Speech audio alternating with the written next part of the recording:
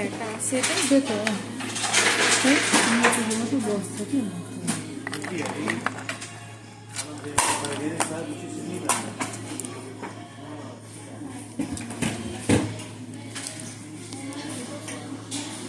ठिकै छ पत्थर झरेको त पनि म त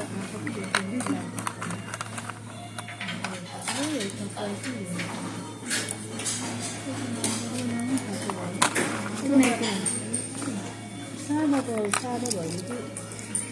किन हुन्छ त गहना किन्न पऱ्यो कि बाबु किन्नु सुन्न ल्याउन छैन के अरे तपाईँकै छ दिन किन्नु बोकेर लैजाला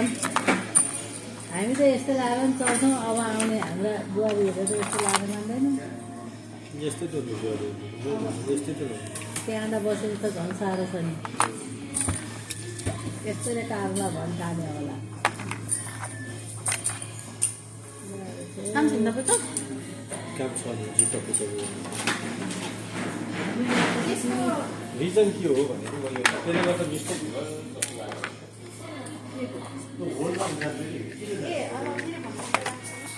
जस्तै मैले एक्सचेन्ज गरेँ कोही कस्टमरले पहिला एक्सचेन्ज गरेँ पेमेन्ट सिस्टममा गएपछि पहिला पेमेन्ट गर्छु कार्डले भन्यो होइन अनि स्विच गरेर क्यासमा गयो भने चाहिँ त्यो होल्ड जुन एक्सचेन्ज गरेर चाहिँ त्यो होल्डमा छ मेरो मतलब